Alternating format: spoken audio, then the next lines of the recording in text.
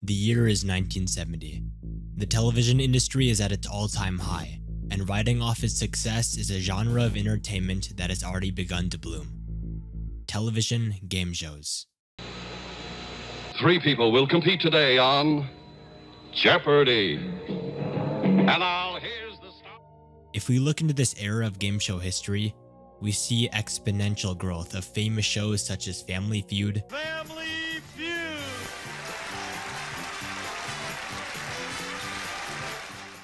and the $20,000 Pyramid. This is the $20,000 Pyramid. Today's special guest. But amongst the battle of these household names was a lesser known show. Successful, yes, but not enough to become worldwide mainstream. The show was called the $25,000 Great Temptation, or Great Temptation for short. Great Temptation would make its debut to Australian television in 1970. On the Channel 7 network, also known as Channel 7, the first of many episodes to come would go live. The game show's premise was similar to that of another game show called Sale of the Century. There are 3 contestants on stage, and each is given questions that they must answer. If a contestant answers correctly, a set dollar amount gets added to their total score. With this money, the contestant in the lead can make small purchases throughout the show, or a more risky option was to save up your money, and if you win, you will receive a major prize at the end of the show. In the following months after this show's premiere, they would begin to film episode upon episode. Up until this point, the production of these episodes would go almost uninterrupted. Until disaster struck. Thank you very much, Max Rowley. Evening all. Welcome to the show. $25,000 Great Temptation, $25,000 Great Temptation, It's somewhere in 1970. On this particular day, they were filming an upcoming episode for Great Temptation. As usual, there were 3 contestants, one of them being a woman named Valerie, and the other 2, unknown. The host of the show, Tony Barber, began to ask questions, and in short time, Valerie had taken the lead. Despite attempts by other contestants to overtake Valerie, she remained in the lead throughout the whole duration, and it looked as if she was going to be this episode's winner. Once the show had reached its end, the host Tony would announce, "Congratulations, Valerie, you've won." In a matter of seconds after this, her body went limp and fell to the ground.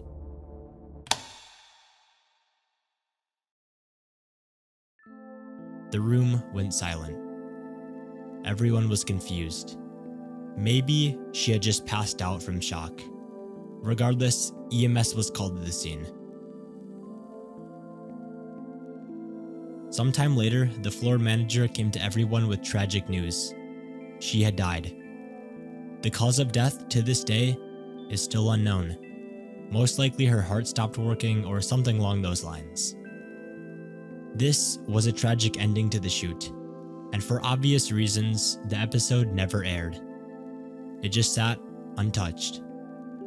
It's one of those lost media cases where the media should just stay lost out of respect for Valerie and her family. After this incident, the show would continue for another 5 seasons before shutting down for good in 1974. To me, I don't think that there is any way this piece of lost media will ever be unearthed. The only people who will ever get to witness it are the ones that were there watching it live, and for them, it will stay lodged in the back of their minds forever.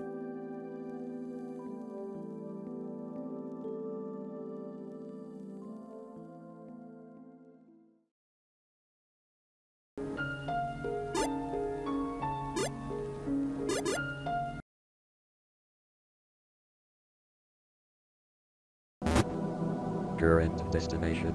The Void.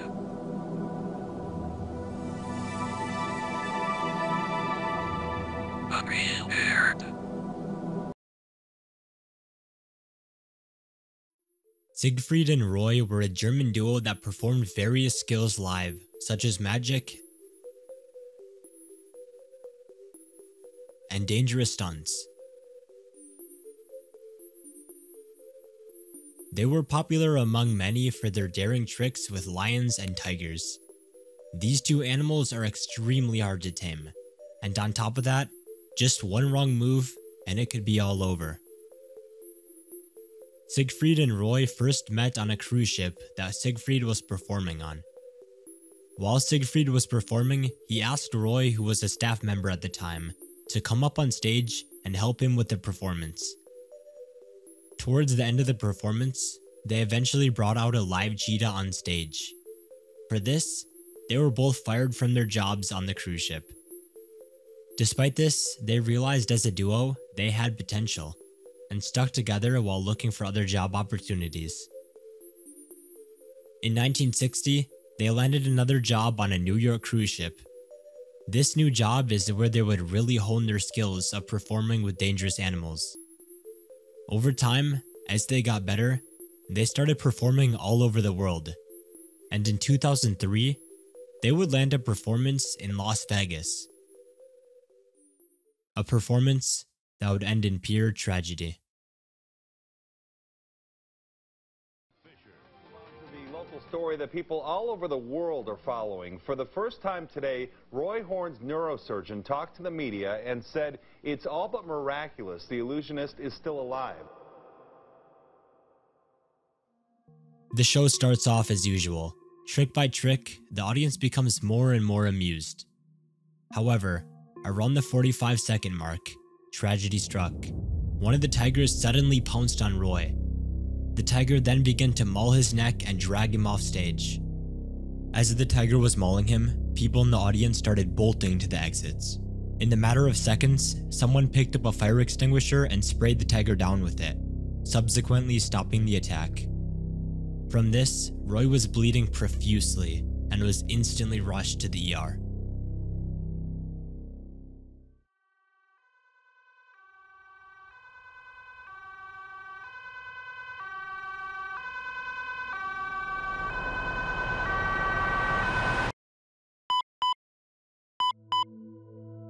From the attack, Roy sustained permanent impairments to his motor and verbal abilities. He was also partially paralyzed due to a stroke he had during surgery while they were trying to save his life. After this, one of the spokesmen from the event came out and stated, "If that animal intended to harm Roy, it would have lasted 2 seconds, and there would have been no need for a hospital." If we look at it this way, we can begin to realize that the man was pretty lucky. If the tiger really wanted him dead, he would be dead. This incident made news headlines all across the world, and with this exposure came many films created about it. In 2004, shortly after the incident, the Discovery Channel aired a show called Anatomy of a Tiger Bite, which used Roy's incident as the main example. The show included a 3D recreation of the attack that was created with the use of audience testimonies. And then in 2019, a documentary by ABC called Siegfried and Roy Behind the Magic was created that goes over just about everything you need to know about this case. These are just 2 examples of the publicity it received. Online, there is no footage of this attack. Not a single person in the audience was filming. However, unbeknownst to the public, administration of the show had cameras rolling the whole time. These cameras captured just about everything. The moment the show started, the tiger attack, Roy getting dragged off stage, the audience freaking out, absolutely everything. Out of respect for Roy, these tapes were never released, and probably will never be released. But out there somewhere, they exist. The tapes of a man getting mauled by an animal that he had trained with for years. An animal that he trusted with his very own life.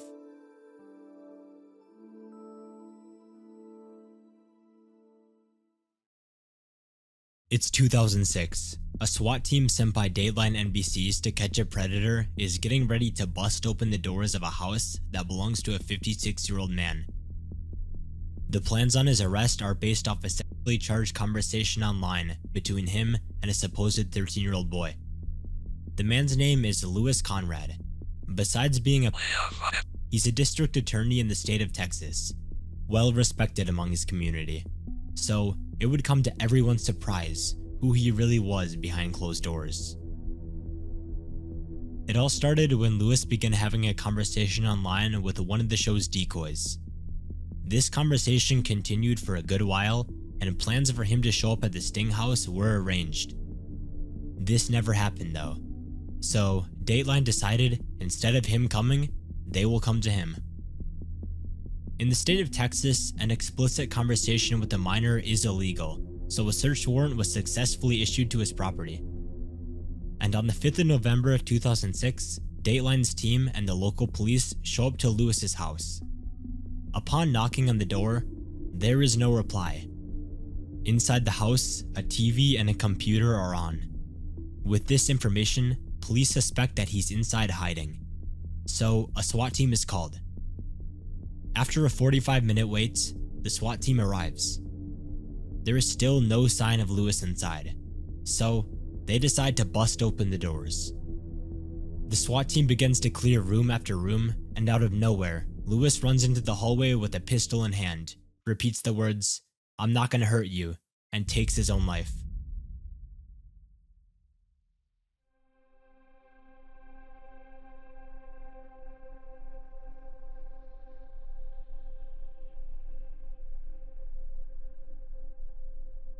He lay there lifeless in the hallway as the SWAT team watches on. Outside, everyone is confused, wondering what that loud cracking noise they just heard was. After about 5 minutes, the SWAT team emerges, and soon everyone is notified about what happened. Lieutenant Adina Barber of the Murphy Police Department comes out and tells us what happened. As they made entry, they confronted the suspect.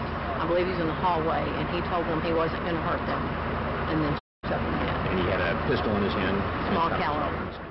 The local police were surprised at this sudden turn of events because most of them knew this man personally and never thought in a million years that he would take his own life. This was a major slip-up on Dateline's part, and following these events, the show would be subsequently cancelled in 2007. Today, everything surrounding this case has been made public, such as Dateline's footage, the chat logs between him and the decoy, and even the crime scene photos. But there is one piece of media that still has not been released to the public, and that is the audio recording of Lewis's final words and the shot that ended it all. Because this audio tape was never released, we will never be 100% sure on what his final words were. Most people that witnessed it recall him saying something along the lines of, "I'm not going to hurt anyone." But given the circumstances, nobody could really recall exactly what his final words were. This piece of lost media will most likely never surface the internet. The only people in possession of it are the local PD and Dateline NBC's crew, so it's still out there somewhere, and it's sitting untouched as one of the most disturbing pieces of lost media we have ever seen.